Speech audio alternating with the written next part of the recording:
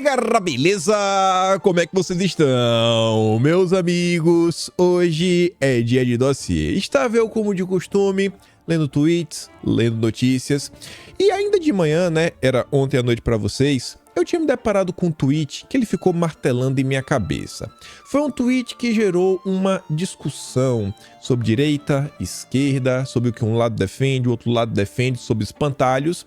E no meio do processo, vendo algumas notícias de Bolsonaro, vendo algumas notícias que saíram na imprensa, aquelas notícias absurdas, começou a martelar uma coisa em minha cabeça. Eu falei, rapaz, como as pessoas são enganadas, como as pessoas não conseguem enxergar muitas vezes o óbvio, e como muitas vezes elas acham que o problema, na verdade, tá no lugar totalmente errado. E aí, diante disso, sai da Biblioteca Nacional, sabe como é, né? Toda vez que eu paro para ler notícia antiga, surge alguma coisa. E aí, munido com um questionamento, fui pesquisar uma coisinha, fui pesquisar outra, juntando com as notícias que saiu, tem um baita vídeo pra gente comentar hoje, onde eu vou começar falando algumas coisas de Bolsonaro, mostrar pra vocês o que saiu na imprensa ao longo do dia de ontem. Tem uma pergunta assim que acho que vai rodar bastante no vídeo, que é quem é que realmente está do lado do Brasil, né? Quem são as pessoas que realmente se importam com este país? E ali no segundo tema, aquela foto do Dilma com Soros não é aleatória. Vou trazer algumas informações para vocês que eu acho que vocês jamais ouviram. Mais pura convicção que vocês jamais ouviram, porque eu nunca vi ninguém fazer esse tipo de pesquisa. Depois, espero que dê tempo, e eu acho que vai dar, ainda de falar um pouco sobre economia, sobre reforma tributária. Se prepara aí que o teu miojo pode estar na mira do Haddad. Quero também falar sobre o agro, e se der tempo, mas acho que não vai dar, falaremos sobre algumas confusões na carreta furacão, legislativa, etc. e tudo mais. E vamos começar.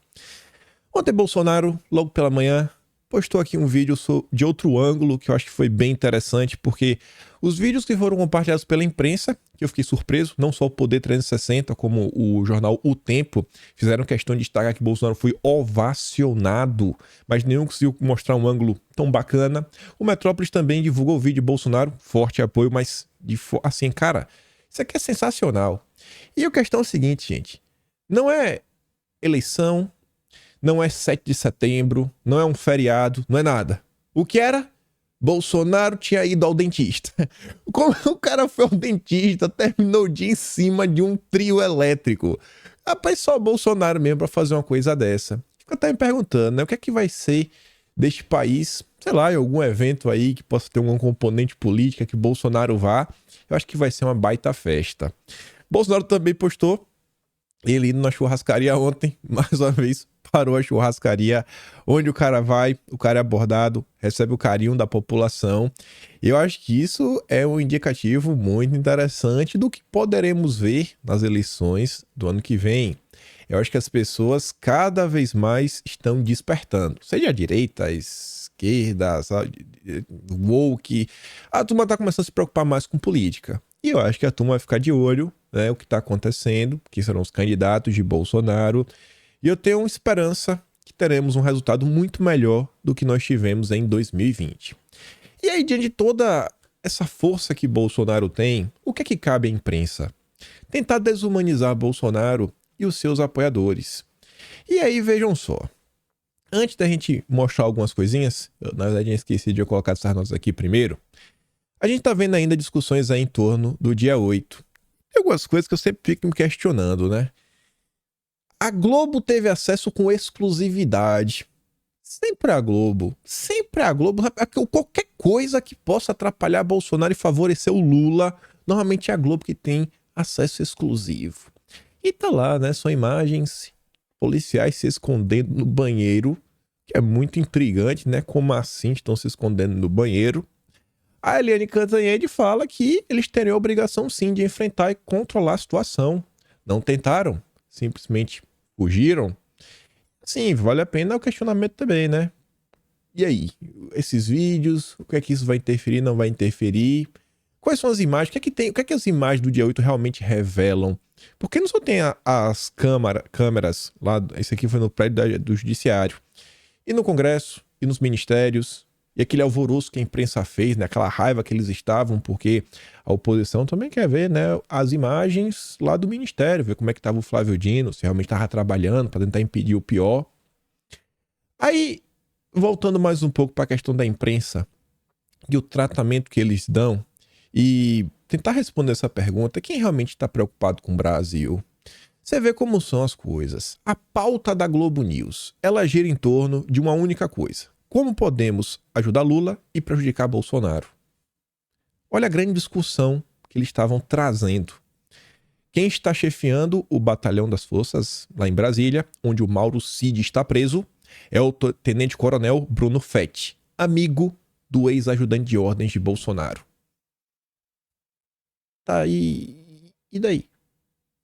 Não sei o que é porque é complicado. Acho que a gente diz que não, porque aí chega lá um general e no exército tem hierarquia e o general às vezes quer visitar o Cid, não pode, mas aí o tenente-coronel vai fazer meio que vista grossa porque não vai falar não pro general. Então o Cid deveria estar numa cadeia que está sendo gerenciada por um general, mas não tem nenhuma cadeia gerenciada por generais, então o quê?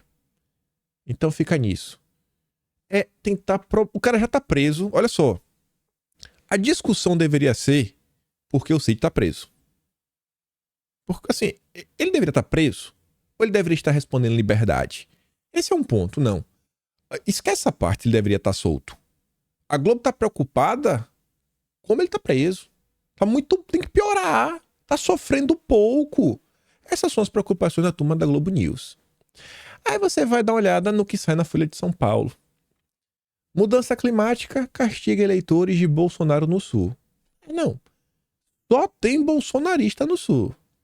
Nenhuma pessoa que votou no Lula está sendo prejudicada. Né? O cara sai na rua, a chuva só molha o eleitor de Bolsonaro. O eleitor de Lula ele não se molha na chuva. Ele é impermeável. É tipo assim, né?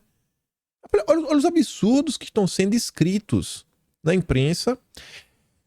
Essa postagem, quando eu li, ela constava com 126 comentários. É um show do chorume, né, do seu mais alto nível de chorume da internet. É ódio do início até o fim, que está sendo fomentado pela Folha de São Paulo e perpetrado nos comentários. Só trouxe um parágrafo da nota. O cara fala assim, ó. Por infeliz coincidência, a tardia derrubada do terraplanista climático se deu em paralelo a um ciclone que deixou sem luz mais de 1 milhão de moradores da região sul. Sim, aquela parte do Brasil que votou em peso em Jair Bolsonaro. Aí você vai ler o comentário. Tem comentários assim, ó, como o do Virgílio Aristides Homem. Sul, N-A, letra Z e depois o I, né? Sabe a palavra é essa? Começa com Na, termina com o negócio. Paga pelas suas escolhas. Não tenho pena de facho. Paga. Deus tá castigando, né? Só pode ser. E aí o comentário que ele recebe é assim, ó. Sou do Sul e não tenho pena também. Deixa o vento levar tudo para ver se o povo se manca. Gente, vocês estão entendendo o que tá acontecendo? A Folha de São Paulo tá fomentando ódio no coração das pessoas e o povo tá, ó, batendo palma. Isso aí. O brasileiro tem que sofrer porque eu não gosto dele. Porque ele não é do meu lado político. E essa turma que fala contra o discurso de ódio, fala em nome da democracia, isso aqui é muito perigoso. Aí vamos dar uma olhada. O voo do verme. Mais um texto da Folha de São Paulo de ontem. O bolsonarismo sobrevive como comunidade noturna, onde não é preciso abrir os olhos nem consciência. Isso é vibração que, assim como no verme pesquisado, provém da eletricidade das redes sociais, mas não só, o campo negativista do bolsonarismo sobrevive como uma comunidade noturna abrigada na obscuridade dos porões internos e externos, onde não é preciso abrir os olhos nem a consciência. Basta deixar solto o psiquismo troncho à espera do impulso vibratório.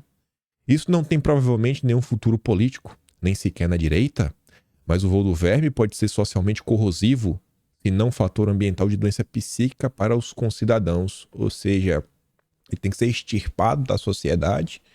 É isso que estão tentando falar. Olha como são as coisas. Aí imagina o leitor da Folha de São Paulo, ele só lê Folha de São Paulo, Globo, Estadão. Imagina a imagem que ele tem de Bolsonaro e dos seus seguidores. Eu tenho certeza que vocês conhecem diversas pessoas que votam em Bolsonaro, pessoas que nunca fizeram mal a uma única mosca, mas que possuem ojeriza ao PT, às ideias da esquerda. Pessoas que têm fé, são cristãs, que valorizam muito a família, que têm preocupação com a agenda, né, voltada para a família e que não conseguem se ver identificadas na esquerda. Pessoas que fazem caridade, muitas vezes no silêncio. Você sabe que você observa, elas não saem falando nem postando na rede social, como os famosinhos, né?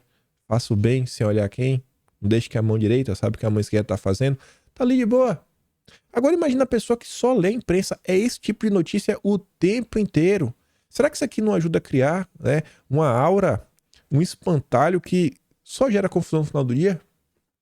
Aí depois vem uma notícia que não é sobre Bolsonaro, mas aqui é para tentar mostrar outra coisa.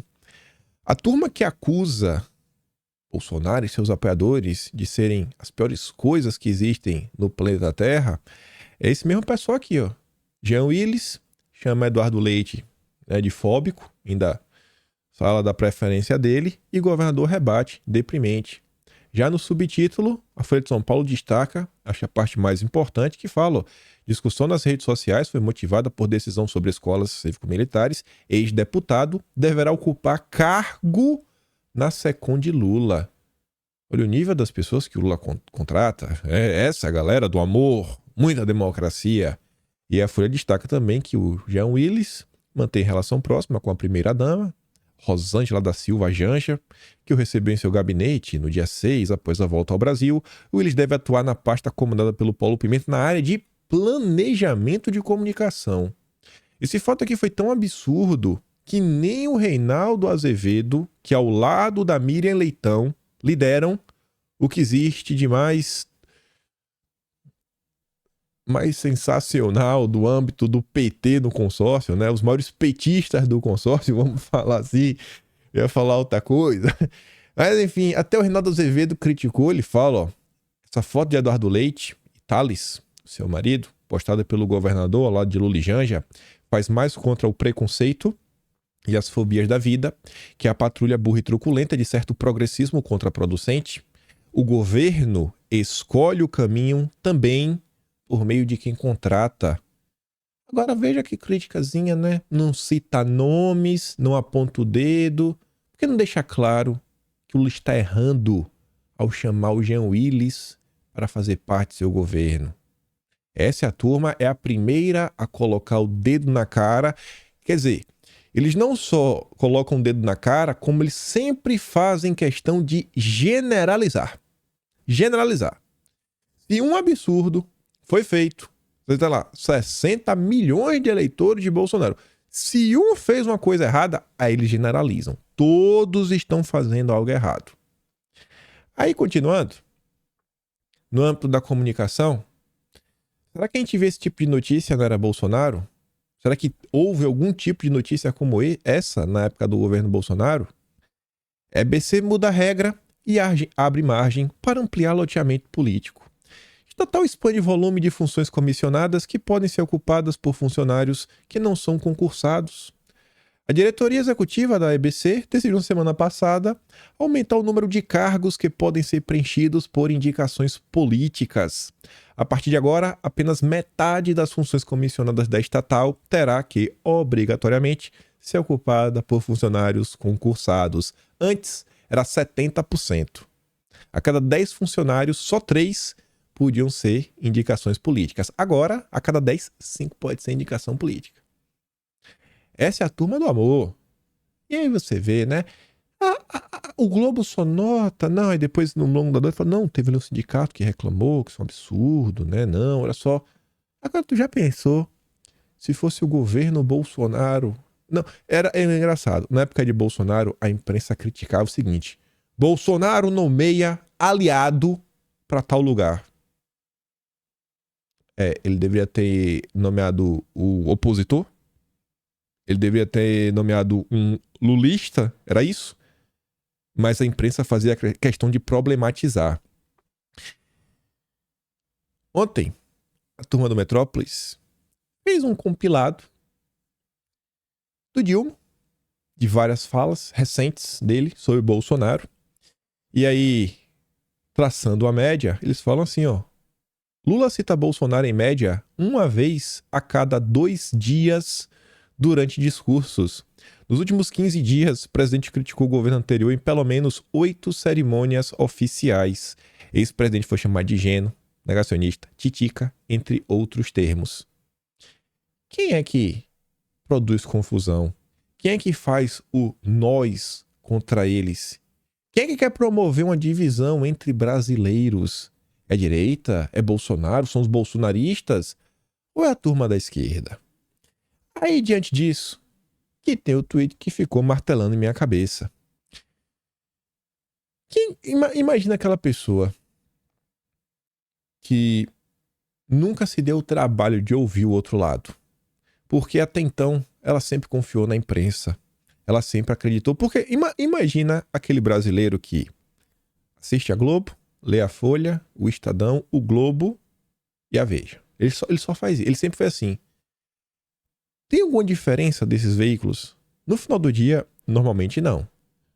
Na Veja, que ainda não é tão politizado assim, né, não é tão choroso, querendo ou não, ainda tem o Matheus Leitão.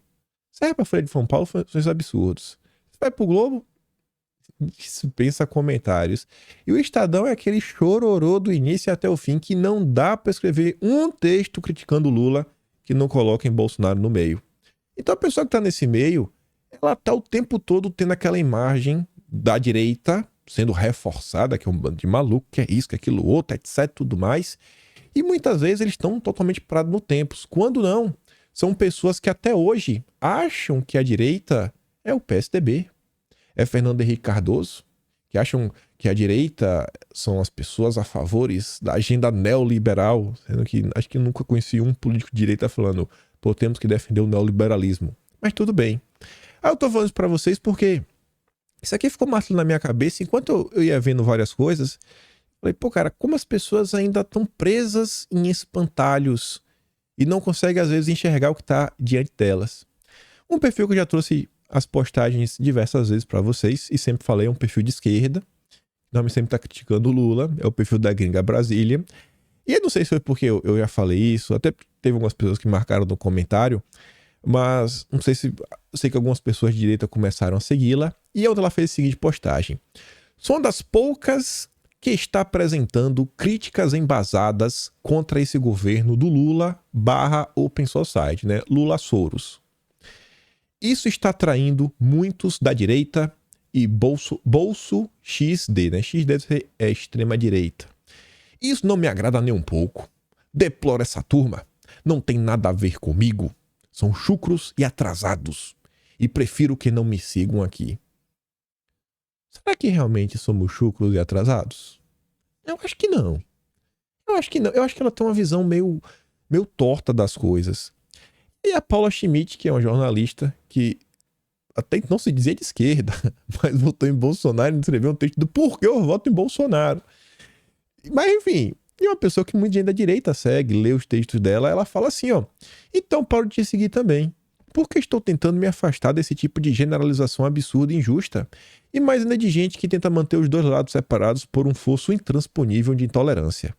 Aí depois a gringa fala, a questão é utilizar o meu material para justificar o bolsonarismo e a extrema-direita. Aí eu fico incomodada, pois não é o meu objetivo. Criticar Lula Open Society é uma coisa. Justificar o bolsonarismo é outra completamente diferente. Mas infelizmente não tenho como controlar isso. Aí eu vi o comentário da Valéria e achei muito interessante. A Valéria chegou como quem não quer nada e pergunta: se o pessoal da direita está concordando com você, será que você não é um dos nossos e nem sabe? E eu acho que isso pode ser meio verdade em certo ponto. No início do ano, mês de março, acho que foi março, me chamaram para um Spaces, a turma do PDT. E no final do dia, a turma gostou do que ouviu e falou, pô, esse menino meio que concorda comigo, né, assim, em vários pontos. E eu falei, cara, não é que eu concordo com vocês, são vocês que concordam comigo. Porque a esquerda que vocês acham, que vocês fazem parte, elas não defendem essas pautas. Pautas a favor do Brasil. A esquerda, onde é que está a esquerda na defesa dos projetos nacionais, das grandes obras? Onde é que está a esquerda? Onde é que está a esquerda para denunciar o que o Dilma vem fazendo? Onde é que está aquela esquerda que falava contra os juros da dívida, etc, tudo mais? Só que está calada com os novos títulos da dívida lastreados, né, no Agenda SG, que vai ser agora no segundo semestre, já tá tudo certo. A gente tá comentando em vídeo. Então, diversas denúncias, eles estão calados, estão quietos. Então, cara, quem tá preocupado com o agronegócio, quem tá preocupado com a soberania nacional é a direita. Eu acho que vocês estão meio perdidos no tempo, né? O que a esquerda se tornou, me perdoa. E eu acho que é por isso que ela ficou tão chateada. E aí eu vi esse comentário de diversas pessoas falando, somos chucros, então vou te bloquear. Então sai daqui. Não quero saber de você, etc e tudo mais. E aí muitas vezes, eu acho que esse tipo de comentário não ajuda em nada. Porque no final do dia, a eleição, ela é decidida no quê? No voto. Ela é decidida no voto. Se a gente conseguir, pelo menos, fazer com que a pessoa de esquerda fale assim, eu não gosto de Bolsonaro, mas também não vou votar em Lula, mas também não vou votar não vou anular meu voto. Pronto, tá bom. Se ela já deixou de votar no Lula, eu acho que a gente já tá dando um passo em direção a um caminho melhor. Não precisa votar em Bolsonaro. Não precisa ser bolsonarista. Aí a Paula Schmidt veio pra falar o seguinte, queria um dia debater sobre essa divisão intransponível, que faz com que foquemos mais no quem e no que, e nesse processo acabe nos fazendo aceitar o ruim vindo de aliados e negar o bom vindo do inimigo. Eu não acho que tem muita coisa boa vindo aí por parte do Dilma, mas eu consigo lembrar uma vez que eu defendi o Dilma, quando ele propôs aí que o Brasil deveria conseguir, né, devia investir e ter tecnologia para fabricar semicondutores. Eu falei, eu tô do lado dele. Eu acho que o Brasil realmente deveria ter esse tipo de tecnologia. Enquanto os liberais, como o Pércio Arida, estavam contra. Não, que isso não é o papel do Brasil. Não é o papel do Brasil na divisão internacional, o trabalho produzir semicondutores. Então, eu consigo. Eu falo, não, isso eu consigo. Assim também como eu consigo trazer as postagens da esquerda e mostrar, olha as críticas que eles estão fazendo. Quando eles falam sobre as ONGs, quando eles falam sobre forças internacionais agindo no Brasil, porque eu estou preocupado com o país. Eu consigo valorizar a informação muito mais do que quem está trazendo a informação. Vocês que me conhecem, quantas vezes eu não trago uma informação de alguém da esquerda mostrando, olha o que a esquerda está falando. A Paula diz, exemplo, a indústria de patenteamento da vida natural vem crescendo com facilidade por causa disso. Falando não que tem muito bilionário ganhando rios de dinheiro e às vezes fica com torcida organizada. Eu desconheço pessoas da direita que bate palma para bilionário que faz biopirataria. Mas tudo bem. E depois a Paula diz, mas eu te entendo sim. E acho que frequentemente cometo o mesmo erro. Acho que isso merecia muito um debate. Vou tentar organizar. Quem sabe tu topa. Chamar o Kim. Fiquei até lisonjeado. Falei, rapaz, lembrou de mim. Estou sendo lembrado como uma pessoa para dialogar. E ainda falando do governo Lula Soros. Falei, eita, sou esse cara. Brincadeiras à parte. Depois a Paula diz, né? Voltei a te seguir. E isso ficou na minha mente. Você vê aquelas matérias que saem, né? Bolsonaro, voo do verme, as mudanças climáticas e os bolsonaristas do Sul estão sofrendo, pagando pato. Então imagina como a imprensa não consegue se baixa, não consegue criar espantalho na cabeça das pessoas. E eu fiquei assim na gringa, né? Ela falando, sou uma das poucas que consegue fazer uma crítica ao governo do Dilma, etc e tudo mais. Mas beleza, aguenta aí. A gente vai voltar a falar dela. Mas vamos começar por aqui, no início da viagem, no túnel do tempo. A gente vai começar por ontem. No dia de ontem saiu essa nota. O projeto da Ferrogrão não se sustenta. Diz um ongueiro, né? É quase um ongueiro. É um economista, um especialista, etc. Mas não foi um economista ongueiro no final do dia a favor da agenda SG. Ele tá contra a Ferrogrão. É uma obra que não vale a pena. Tá bom. Ele fala assim, segundo o economista, a modelagem do projeto atual estima um gasto de 11 bilhões em 9 anos para implantação. Contudo, um estudo feito por Fritschak mostra que as despesas podem alcançar até 37,38 bilhões em um prazo de 25 anos para o fim das obras. O cara que diz que a Ferrogrão se sustenta é o cara que fez esse novo cálculo. Aí você se pergunta, rapaz, como é que a Ferrogrão saiu de 11,7 bilhões em 9 anos para 37,4 num prazo de 25 anos? Que matemática que esse cara fez para falar que não se sustenta? Já te conto. Esse cara é a favor da agenda verde. Aí, qual é o grande ponto? Esses valores podem ser alcançados caso o traçado da ferrovia tenha que contornar o Parque Nacional do Jamanchim. No momento, o desenho da ferrovia atravessa 53 quilômetros da reserva ambiental e o projeto está travado na mais alta corte deste país, que vai julgar a constitucionalidade da MP 758 de 2016, posteriormente convertida na Lei 13452 de 2017, que alterou os limites do parque para beneficiar a Ferrogrão. A gente já comentou sobre esse caso. O impacto do parque com a rodovia vai ser de 0,054%, se eu não estou enganado. Mas não pode. Não pode. Não pode. É um grande problema. Aí, falando da Ferrogrão, só para terminar aqui o cidadão, para vocês saberem o que passa na cabeça do cara que fez esse cálculo de quase 40 bilhões. Além de levantar dúvidas sobre os benefícios socioeconômicos da obra, Fritz Schack manifestou preocupação em relação aos impactos ambientais do projeto que atravessa a floresta amazônica. Na visão do economista, a construção de uma ferrovia que atravessa o bioma vai contra os compromissos assumidos pelo país para preservar a floresta e reduzir o desmatamento. Esse é um projeto que vai ter um impacto, como vários estudos estão demonstrando, de primeira ordem em termos de desmatamento. 0,054%. Indo contra os compromissos que o nosso governo assumiu. Não somente esse governo, mas o governo anterior, e principalmente agora esse governo assumiu os compromissos de preservar a Amazônia, de reduzir e eventualmente zerar o desmatamento.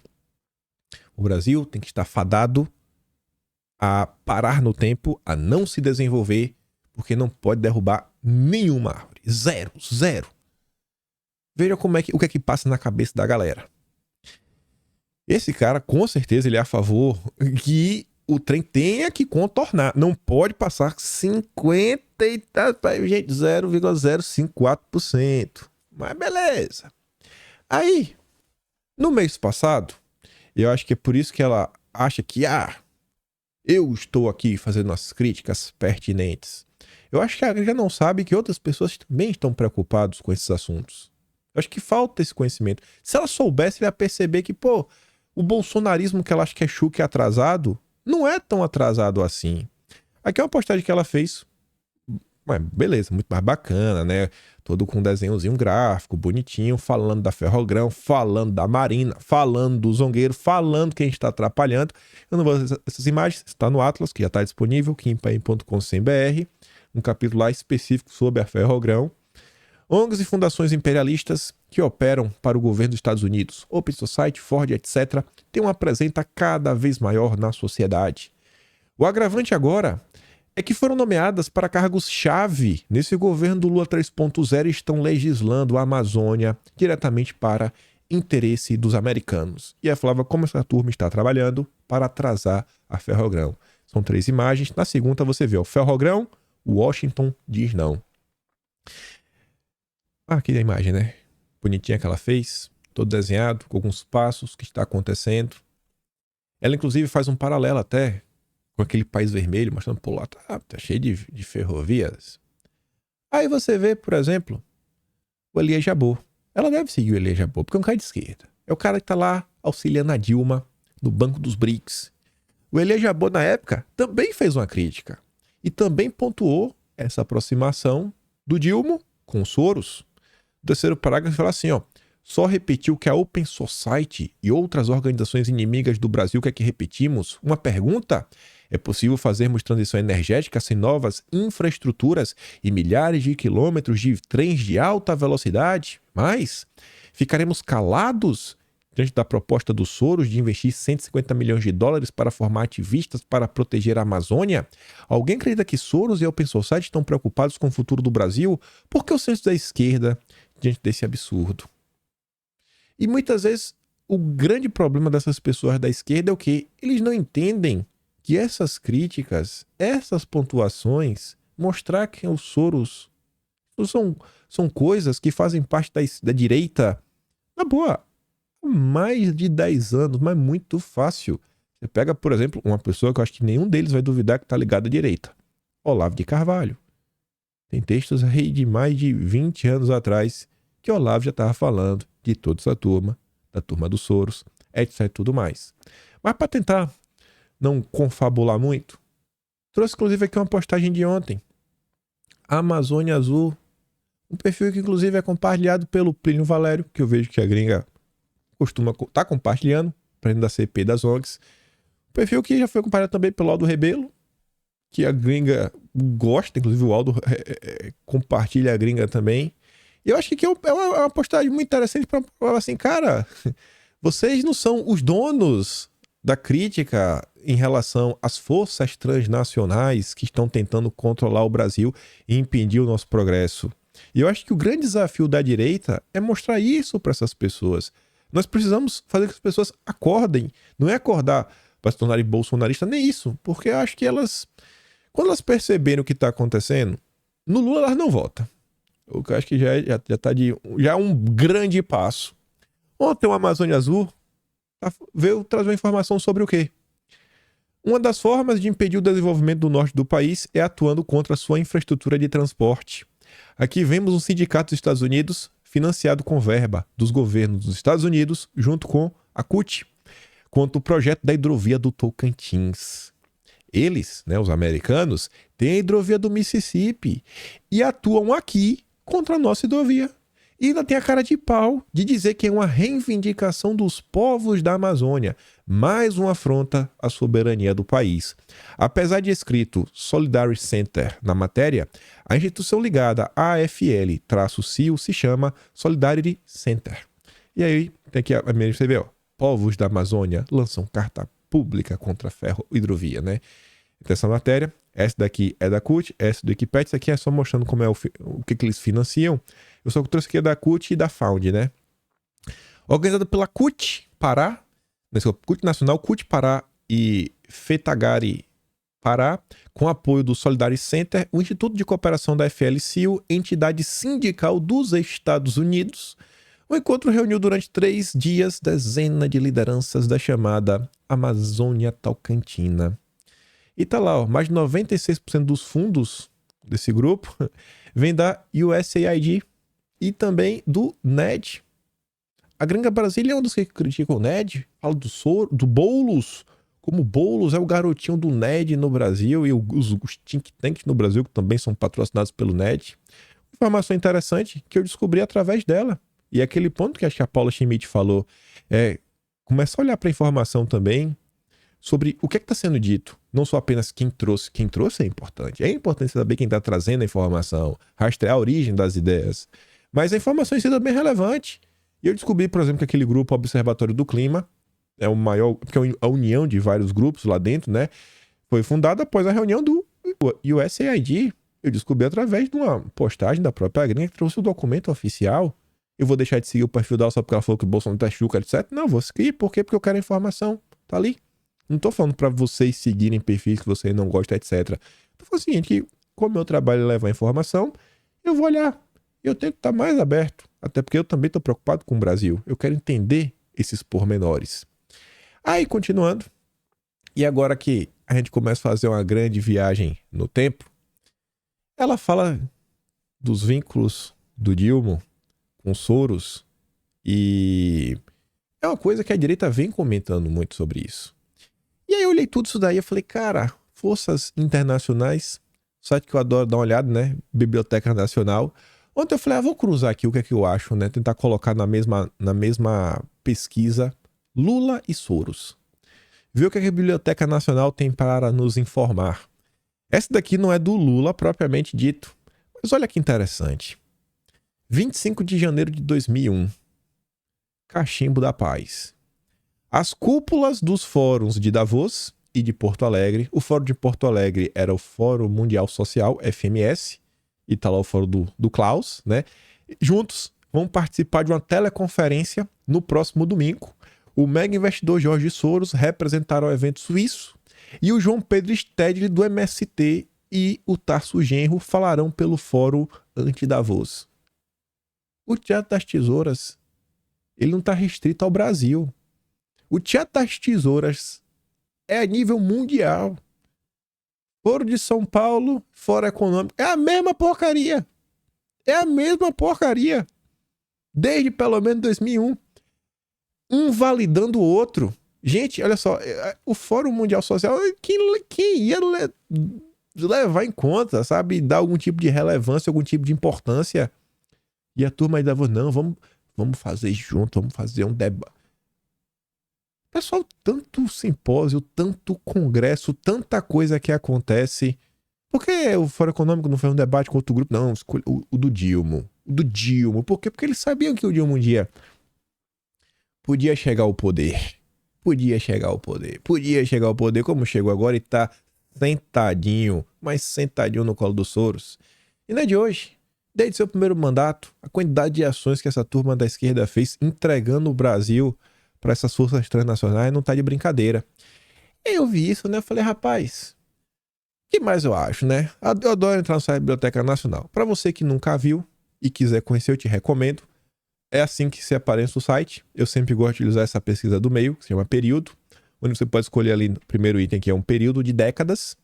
Você coloca lá de 10 em 10 anos, né? De 1950 a 1959. Local sempre deixa todos, periódico também. Se você quer mudar só desse local, só desse periódico, né? Só desse jornal. E na pesquisa você coloca. Você pode colocar entre aspas. Você pode colocar 2 termos entre aspas e ele vai tentar achar numa mesma página de jornal o que tem os 2 termos. Sei lá, você bota, por exemplo, como eu achei aquela, eu botei na mesma página, entre aspas, Lula, espaço, entre aspas, Soros. Não botei os 2, né? Lula, Soros, entre aspas. Não, Lula, fecha aspas, abre aspas, Jorge Soros, fecha aspas. E aí eu falei, rapaz, tá falando do Fórum Econômico, do Klaus. Ninguém tem dúvida que a turma do Soros está no Brasil, tá operando aqui há muito tempo. E a turma do Klaus? Vocês já pararam pra pensar quando foi que o Klaus começou a interferir no Brasil? Vocês vão falar que não, o Klaus não interfere no Brasil, né? Nada acontece, tá tudo de boa. E aí eu coloquei o termo simples, Klaus Schwab. Só isso. E comecei de 1970 pra cá, porque eu sei que a primeira vez que teve o evento, nem era na época fora, né, do coisa, era outro nome, era europeu, e foi em, acho que 21 de janeiro de 1971. Então, olha, eu vou começar da década de 70. E é o que eu digo pra vocês. Sai da Biblioteca Nacional, é interessantíssimo. Essa aqui é a capa do Jornal do Brasil, de 18 de novembro de... não. Calma. Ainda não é do Klaus. Lembrei. Ainda pesquisando... Quer dizer, já pesquisando sobre o Klaus, e como a gente tá falando aqui do Dilma, antes de falar de como o Klaus chegou, foi mal. Calma que a gente vai falar quando que o Klaus veio no Brasil pela primeira vez. Mas antes, aí eu comecei a pesquisar, comecei a passar os anos, né, o que tinha do Klaus no Brasil. Do mesmo jeito que os Soros, eles validaram o fórum, né, lá de social mundial, que é do Fórum de São Paulo, do PT, que aconteceu lá em Porto Alegre. 1988, 18 de novembro. Fórum Econômico Mundial, fundação com sede na Suíça, que reúne para contatos e cooperação os maiores potentados do capitalismo ocidental, além de ministros e ex-ministros da área econômica dos principais países do mundo, fez um gesto de boa vontade para com o PT no encontro de 2 dias que está realizando desde ontem em São Paulo, com a presença de 2 centenas de empresários de Brasil, Europa, Estados Unidos e Japão. Por iniciativa do próprio presidente, do próprio Klaus, foi convidado para o jantar, um jantar fechado, no Mofarrege Sheraton, o hotel, né? O deputado Plínio de Arruda Sampaio, um dos gurus do PT paulista e membro certo do círculo mais íntimo de assessores da futura prefeita Luísa Erundina. Chegou ao poder? Senta aqui no meu colo. Senta aqui no meu colo, Lula! O PT é puxadinho dos globalistas desde que o mundo é mundo. Ali em outra página, né? Que já foi depois do evento. Dias depois, dia 18 de novembro de 88, também no Jornal do Brasil, Plínio diz a empresários, que o PT governará com a lei. Vamos dar uma olhada nessa matéria, em alguns trechos. O PT, criado há 8 anos, provavelmente nunca sonhou em expor tão cedo suas ideias para um público como este. Que público? 78 altos dirigentes de empresas estrangeiras com negócio no Brasil, 67 executivos de primeiro escalão de indústrias e instituições financeiras nacionais e representantes diplomáticos de 24 países. Os seus chefes. Enfim, por meio do deputado federal Plínio de Arruda Sampaio, 58 anos, uma mensagem tranquilizadora. O PT é um partido legal, assinou a Constituição, sabe que vivemos num regime capitalista e por isso governará dentro da lei. Ou seja, estamos prontos para fazer parte da estratégia das tesouras. O poder vai alternar, mas sempre vamos seguir as ordens lá de cima. No jantar fechadíssimo no Sheraton, a palestra do deputado que terminou em debate e aplauso. Olha só, aplauso, gente, do Fórum Econômico. Né? Lá do Fórum Econômico, né? Promovido pela... o mesmo nome só que em inglês, uma fundação internacional com sede na Suíça que tem 600 filiados em todo o mundo. O Jornal do Brasil teve acesso ao encontro que, quebrando uma tradição dessa fundação, que sempre marcou seus eventos pela atmosfera de privacidade, ou seja, era tudo secreto, ó, não conta, mas era o PT, né? Então tinha que olhar com lupa, vai lá, fazer para que se o PT falar algo errado, vamos dar uma rasteira. E não ia falar, né? Aqui, na verdade... com certeza, eles já chamaram para dar aquela validação do PT. Confie no PT. O PT faz parte do jogo democrático. Privacidade e confidencialidade para homens que tomam decisões no mundo dos negócios. Identificados por crachás discretos, destacava-se o sobrenome, os altos executivos representavam empresas como Ford, Volkswagen, Mitsubishi Corporation, General Motors, Bradesco, Lloyds Bank, Grupo Camargo Correia. Esse o PT gosta. Entre dezenas de outros conglomerados. Não faltaram cumprimentos, né, pela vitória dos PTs, né, parabéns Plínio, etc, tudo mais. E aí, depois do coquetel, no saguão da área de convenções do luxuoso hotel, o deputado petista, de um dos mais influentes membros do partido em São Paulo, foi apresentado no jantar fechado pelo Klaus como proeminente líder do PT. O Klaus apontou o dedo e falou: é o meu garoto, proeminente, jogador, vem comigo. A presença de Plínio de Arruda começou a ser definida na quarta-feira à noite pelos organizadores do fórum, diante da consolidação da vitória do primeiro partido de esquerda a administrar São Paulo. Primeira vez... chama para conversar, vamos montar a tesoura. E olha que engraçado, a costura final do convite teve a mão e um providencial telefonema do ex-presidente da Embraer e da Petrobras, Coronel Osíris da Silva. Desde lá de trás, né? De 57 que a gente já comentou, vamos para CPI dos Rockefeller, você vê que essa questão do petróleo, você vê como sempre tá próximo, né, dessa galera internacional. Mas beleza. É aqui que eu ia falar para vocês. Quando foi, rapaz, a primeira vez que o senhor Klaus foi noticiado pela imprensa brasileira? Pois não achei uma nota de 16 de fevereiro de 1970 do Jornal do Brasil, hóspedes da cidade do Rio de Janeiro. Quem estava? Só tem isso, gente. Só tem isso. Klaus Schwab. Agente de viagens, veio da Suíça e vai ficar até quarta-feira no Hotel Glória.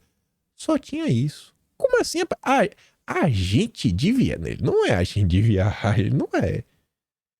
11 meses antes do primeiro encontro do que iria se tornar o Fórum Econômico, o cara veio ao Brasil. Será que veio selecionar os primeiros membros para avançarem com a agenda anti-Brasil? Aí eu fui pesquisando, né? Esse fórum tinha outro nome na época. Era Simpósio Europeu de Administração. E eu só consegui encontrar um membro, um grande felizardo. Eu encontrei cruzando as palavras Davos e Suíça. Eu fiz questão de colocar... Na verdade, essa daqui, desculpa. Foi Davos, Suíça, mas depois eu achei outra notícia, depois eu coloquei Simpósio Europeu de Administração. Essa mesma notícia, ela saiu em pelo menos 3 jornais diferentes. Eu achei, pensando inicialmente, Davos e Suíça. Aí depois eu coloquei o Simpósio para ver o que eu achava mais. E aí, essa aqui, como estava com um texto mais nítido, eu resolvi trazer. Essa daqui saiu no O Jornal, que é do Rio de Janeiro também, 21 de janeiro de 1971. E esse é o dia do primeiro encontro. Eu não estou enganado. Mas enfim, o comandante Paulo Ribas Ferreira, presidente da Verolme, foi um dos 5 brasileiros convidados a participar do primeiro Simpósio Europeu de Administração. Centro de Estudos Industriais da Universidade de Genebra, com a presença de mais de 100 industriais de todo o mundo. O comandante seguiu para Davos, na Suíça. Um dos 5 brasileiros. Quem são os outros 4? Essa é uma pergunta que eu queria realmente descobrir. Essa Verolme era ligada à questão de embarcações. O comandante também, ó, o comandante está à frente, faz total sentido. E aí eu continuei pesquisando, né? Pra ver o que eu achava de engraçado. Aqui é de 71 também, mas do final do ano. 15 de novembro de 1971. Para você ver que não resta dúvida, né? Que os nomes eram diversos. Ainda não era o Fórum Econômico. Mas tá ali, ó. Simpósio Internacional de Administração reunirá especialistas na Suíça. Sob patrocínio do Centro de Estudos Industriais de Genebra, exatamente o que foi dito, homens de negócio e financistas da Europa se reunirão entre 22 de janeiro e 1º de fevereiro de 1972 para assimilarem as mais recentes técnicas de management, ou seja, de administração e de informações científicas para empresários. Trata-se do 2º Simpósio Europeu de Administração de Empresas, que será realizado em Davos, nos Alpes. Este encontro tratará de técnicas de negócios de interesse também para outras regiões, além da Europa, como a América Latina, América do Norte e o Japão. E aí? Aqui eu vou me restringir a uma sugestão, porque o assunto é muito pesado. Mas tá assim, né? O doutor Klaus Schwab, né, o diretor do Centro de Estudos Industriais, informou que uma pesquisa realizada, participantes, mostrou que 99 deles se declaram favoráveis à repetição desse tipo de reunião no próximo ano. Né? Já vingou, já deu certo. Quem estava lá nesse segundo? O cientista Wernher von Braun, da NASA. Ele é alemão. Já é uma pista. Ele é alemão. Ele estava vivo nos idos de 1930 a 1950. Ele estava vivo na Alemanha antes de ir para a NASA. Pesquisa quem é. Só digo isso. Já dei, mas já você, se você tem, acho que já deu para juntar Lé com Cré. Era a turma que era convidada para participar. Mas, com certeza, né? Ele foi perdoado pelo que ele ajudou a fazer no passado, né? Tanto que foi trabalhar na NASA depois, né? Mas depois dizem que só descobriram dos vínculos dele que ele tinha no passado após ele falecer, né? Mas pesquisa quem é esse cidadão. Pesquisa. É o fórum. E tá todo mundo seguindo lá, né? E as ideias que eles pregam são cada vez mais complicadas. Em outra nota de 27 de maio de 1979... Estava falando, na verdade, sobre encontros eletrônicos. Era o início da chamada era videochamada. Na época custava $400 uma hora. Estava dando exemplo de uma ligação Sydney-Melbourne, que já estava existindo, etc. Tudo mais, pipipi. E aí, nessa mesma nota, eles também falavam sobre os encontros que estavam tendo. E aí falava assim, ó. Uma série de conferências do gênero seminário, patrocinadas por diversas fundações e organizações privadas, concentrou-se em tópicos que abrangem desde a pesquisa psíquica até as alterações climáticas mundiais. Um dos mais impressionantes exemplos dessa conferência foi a reunião internacional patrocinada pelo Fórum Europeu de Gerência, o European Management Forum, que é o Fórum Econômico. É mais um nome do que era chamado. Desde 1979, essa turma está patrocinando essa agenda verde, os estudos das mudanças do clima. Aí, voltando para o Brasil, essa daqui, o Monark, essa daqui, se o Monark ver, Monark, Itaú, Pedra Preta, calma, Monark, se controla. Todo mundo, não sei se vocês já viram, né, os recordes do Monark falando do Itaú. Você sabe o que o Itaú significa? Pedra Preta. E por que ele diz isso? Porque BlackRock, a tradução é Pedra Preta. Quando o seu Klaus veio ao Brasil, em um dos seus idos, com quem ele estava?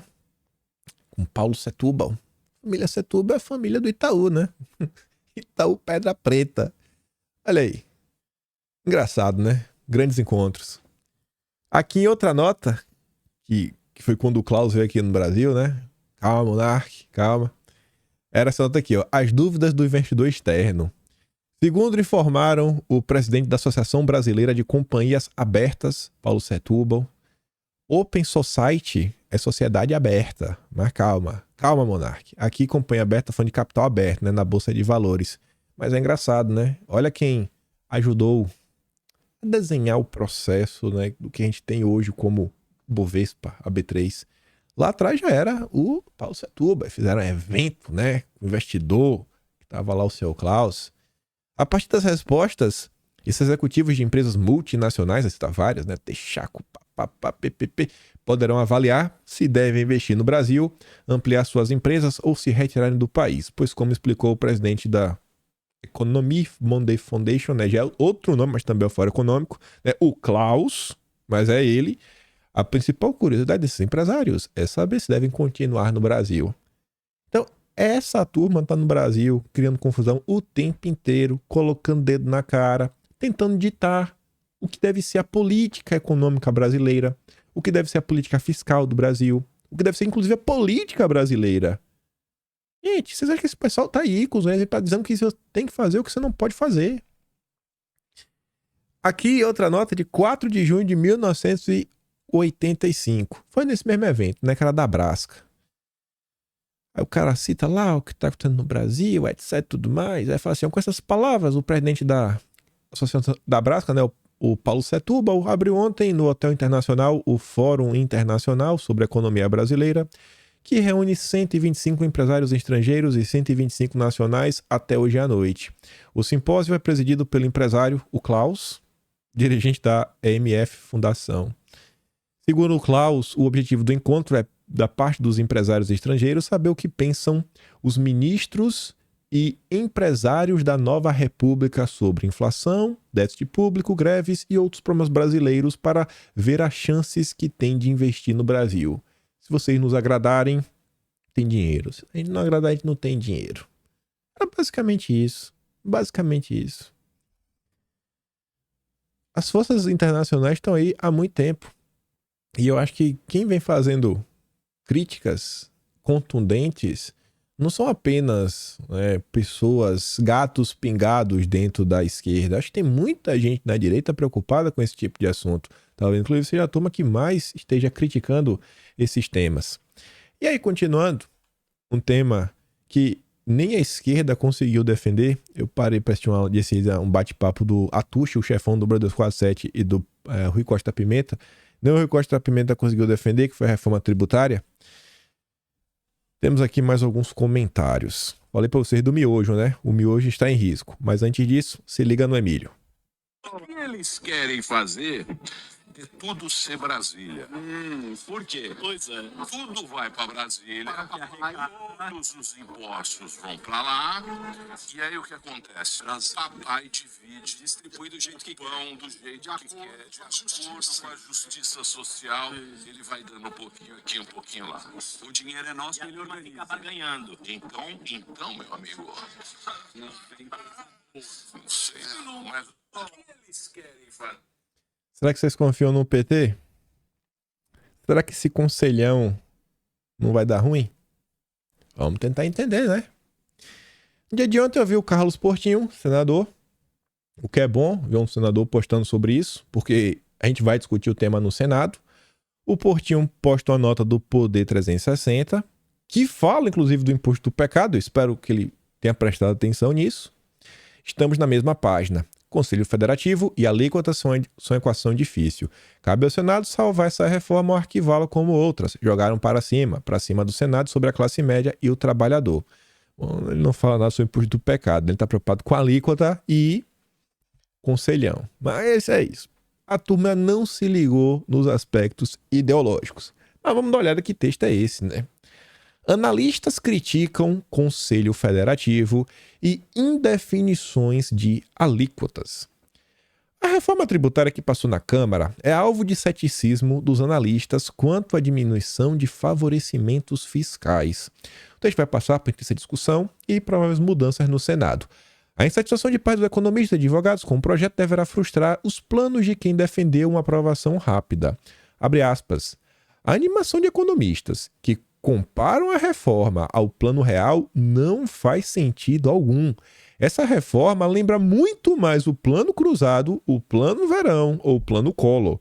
O plano real era outra coisa. Foi elaborado com consciência e com base na experiência de muitos. Em comum, essa reforma tem a mesma arrogância dos planos citados, disse Everaldo Maciel, ex-secretário da Receita Federal. Especialistas defendem que o projeto aprovado na Câmara ainda deixa gargalos importantes e que podem prejudicar a economia brasileira. Vejam só.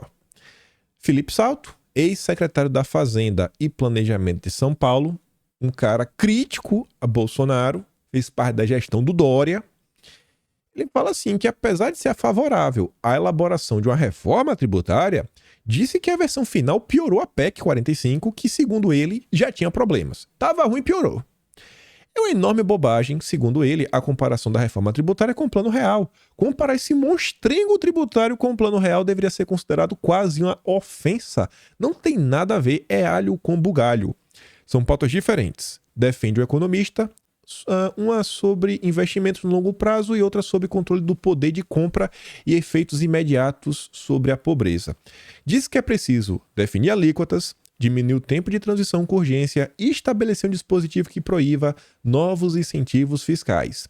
Da forma como está, não tenho nenhuma dúvida de que vai ser uma verdadeira festa da cocada dos incentivos. Aí eu te pergunto, na mão do Lula, do PT, quem que vai ganhar os incentivos? Os novos campeões nacionais verdes ou qualquer um que atingiu os critérios técnicos? O que é que você acha? O que é que você acha, companheiro?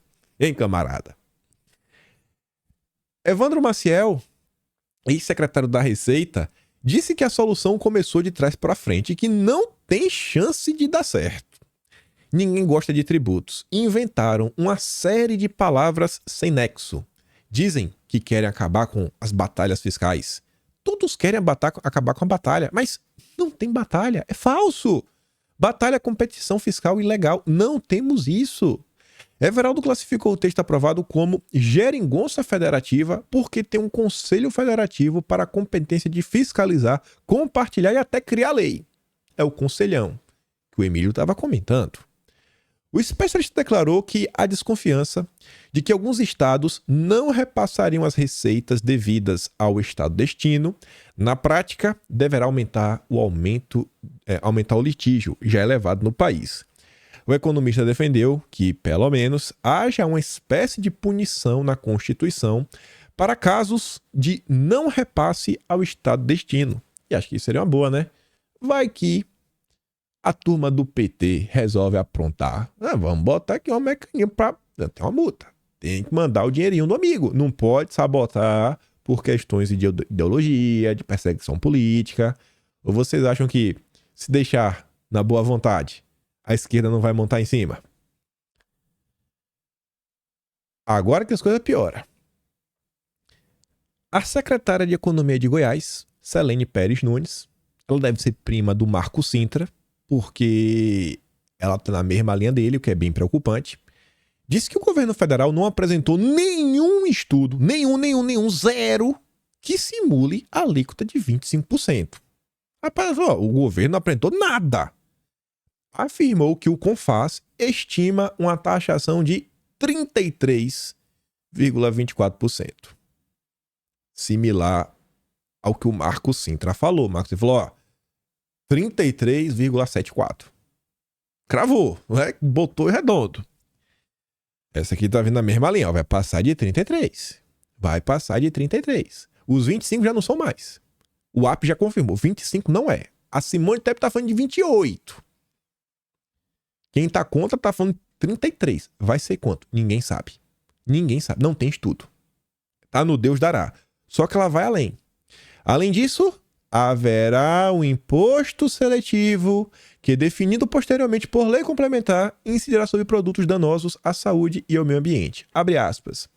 Ninguém sabe exatamente quais são os setores e as alíquotas aplicadas. Está escrito na emenda que incidirá sobre produtos nocivos à saúde e ao meio ambiente.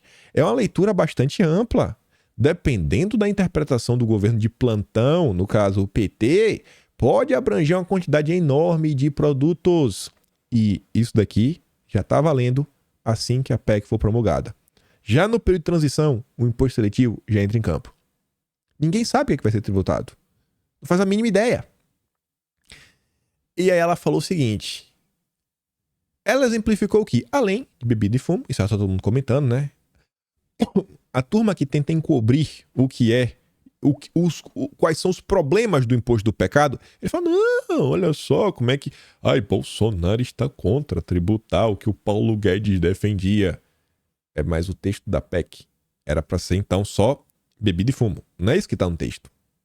Que é isso que o Guedes falava. Só que aí a Serene já fala, ó. Automóveis, só porque o carro do seu Zé, que é classe média baixa, não é elétrico, ele vai pagar mais. Açúcar, aqui já falando, né? Falava de refrigerante, agora tá em açúcar. Açúcar é muito amplo. E, gente, olha só. Eu vou dar um exemplo para vocês. Pra vocês entenderem. Quando você pega uma farinha, por mais que a farinha não seja doce, a farinha tem muito mais açúcar do que, por exemplo, sei lá, uma batata. Uma batata não é doce. Mas, enfim, uma farinha, ela pode ter mais açúcar a depender do que um biscoito, que é doce. Você fala, mas peraí, como assim? Sim. Uma farinha, a depender da quantidade da dosagem que você for parar para comparar, pode ter mais açúcar do que leite. Pode ter mais açúcar do que um iogurte. Olha o rótulo. É algo muito aberto. Quem que vai definir? Vocês estão entendendo qual o problema? O que está sendo colocado na mão do PT? O que tiver o teu de açúcar. Mas farinha tem açúcar. Quem está falando de carboidratos. É um alimento muito refinado. Sal. Ué, o que tiver sal em excesso? Bom, miojo tem muito sódio, né? Isso é certo. Sazon também, que o pessoal usa para temperar a comida. Também tem muito sal. O que é que vai entrar nisso daí? Salgadinho. Biscoitos salgados em geral, que são bem salgadinhos. Então, o Lula vai botar imposto na creme crack do brasileiro? É meio complicado, né? Você tá entendendo como isso aqui é amplo, como isso aqui é aberto? Olha o que já tá entrando. Produtos com gordura trans poderia ser alvo de imposto seletivo. A partir de quanto? Porque estão se preocupando assim, não, aqui tem menos de 0,1 G, mas tem. Quando tem e eles não... Diz que é muito pouco, sempre bota 0,1, mas sempre bota. E tem uns que não tem, óbvio. Realmente são produtos mais caros. Que hoje em dia eles usam tudo. Eu até recomendo, não compre produto que tenha gordura trans. Você percebe como isso aqui tá amplo? O que é que pode ser taxado? Literalmente, qualquer coisa pode ser taxada. Existe uma subjetividade que qualquer coisa encaixa, porque qualquer coisa pode fazer mal à saúde ou ao meio ambiente. Como o imposto seletivo está definido como competência federal, há sérios riscos que invada a competência do imposto federal. E aí? Se o novo imposto estadual e municipal ficar completamente atrelado à definição do CBS federal, tudo acaba sendo decidido pela União, declarou a secretária. É, né? Quem poderia imaginar? Aí, outro probleminha, aqui é só para mostrar, né? Bolsonaro estoca pacote de miojo na sede do PL. Então, Lula vai atrás de você, viu? Lula vai meter imposto no miojo para lhe sabotar. Fique ligeiro. Piadas à parte, olha o tipo de notícia que sai no Brasil. Olha, isso aqui é a notícia mais relevante do mundo. Bolsonaro estoca pacote de miojo. Uau. Parabéns, viu? Nossa, agora ele cai. Agora tem que ser preso. Depois de uma dessa, estocar miojo é um crime. E aí, só pra encerrar aqui a questão de reforma tributária, eu tava passando ontem aqui e vi essa postagem do Marco Cinto. Eu falei, não, eu devo estar entendendo errado. Eu devo estar entendendo errado. Na parte que eu grifei e dei um zoom, os produtores rurais, pessoa física ou jurídica, que registrarem até 3,6 milhões de receita bruta anual, podem optar por não recolher o IBS e a CBS. As empresas que comprarem desses produtores não terão como abater o imposto do que compraram, pelo que terão de fazer cálculos separados dos produtos comprados de outros produtores não beneficiados. Eu devo estar entendendo errado. Tá, você pode não declarar, mas se você não declarar, na hora de vender, a empresa que comprar não vai poder abater. E qual seria o problema disso, Kim? Eu não tô entendendo, você tá me deixando confusa. Calma. Aí eu fui atrás, para ver se o Marcos não tá maluco. Aí eu encontrei essa reportagem aqui da Jovem Pan. Reforma tributária. Emenda permite que estados criem taxa extra para o agro. É a manchete. Aí uma das perguntas é assim, rapaz, o pequeno produtor vai ser atingido por aumento de tributação? Aí fala assim, ó, a pergunta é, o que é um pequeno produtor no Brasil? Se ele for um pequeno produtor que fatura até 3,6 milhões, ele não vai ter oneração na saída dos seus produtos. Se ele quiser recuperar o crédito, aí sim ele tem que ser contribuinte. Então o produtor, ele vai ter que fazer a conta. É preciso saber fazer conta nesse momento para saber se ele vai poder se recuperar desse crédito sobre os insumos ou não. Eu vou dar um exemplo muito simplório mesmo, que não é o desenho total disso aqui, mas acho que você vai conseguir ter um certo vislumbre. Pare e pense o seguinte. Muito simplório, gente. Talvez não seja nem a melhor das analogias. Pensa que o pequeno produtor, ele compra lá de um preço que não é o mesmo preço que o grande produtor compra, porque compra de muito, quantidade, ele paga X. Ele não tem, sabe, a mesma coisa, etc. Porque ele é um cara pequenininho. Ele tenta ali, etc. Mas ele também precisa ter o mesmo tipo de lucro, porque ele tem uma folha melhor, ele não tem a mesma quantidade de funcionário, ele não tem aquele custo de maquinário, etc. Mas no final do dia, ele gasta, sei lá, ele consegue o produto dele vender a R$1. Consegue vender a R$1. Já o grande produtor gasta muito mais, etc. Mais comparado, mas aí paga os impostos todos. E aí no final ele tem que vender o produto a R$1,10. Você, enquanto lojista, aí o cara fica, né? E talvez até o pequeno produtor. Aí que vem a pergunta: será que vale a pena comprar de R$1, mas não vai ter o crédito? Ou compra de R$1,10, mas esse R$1,10 depois, como declarou o imposto, você pode gerar um crédito, etc. e tudo mais. Então, veja como já começou a criar uma linha cinza. Vai ter que fazer a cálculo na hora, né? E vai fazer o quê? Já começou a ficar um negócio meio nebuloso. Já é uma nova discussão que precisa ser feita, que ao longo da matéria ela vai falando sobre isso, como é uma questão complicada, como cada um vai ter que fazer a sua matemática, ela vai explicando, sabe, como vai ser os custos, tá? Porque você vai ter o custo daqui na entrada, você tem que ver, porque na saída você não vai ter, tem que ver se compensa, etc, tudo mais, pipipi. Então assim, você paga o imposto? Não, você não é obrigado, mas talvez seja melhor você pagar. Enfim, confusão.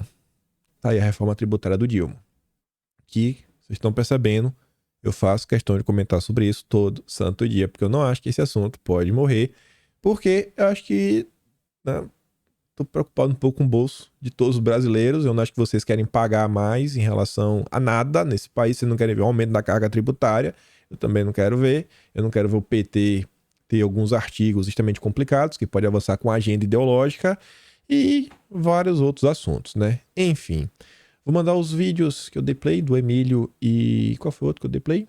Não lembro agora. Lá no Telegram, link tá na descrição. Se gosta do meu trabalho, passa o meu no canal. Tem um botão de valeu, tem um pé na descrição. atasbrasileiro.com.br.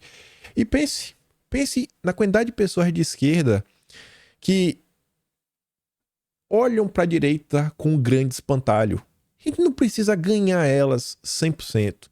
Mas se elas conseguirem pelo menos começar a abrir o olho e falar, rapaz, o Dilma é pior do que eu imaginava. Quer dizer que o PT já estava sentado no colo do Klaus desde 1988, lá na época da Erundina, sim. Quer dizer que o Klaus já estava vindo para o Brasil desde 1970, sim. E é a direita que está trazendo esse tipo de conteúdo, sim. Rapaz, estou surpreso. Estava enganado sobre vocês? Irei repensar. Eu acho que assim a gente chega mais longe. Aquele grande beijo e abraço, tamo junto. Valeu, meus amigos. Fui!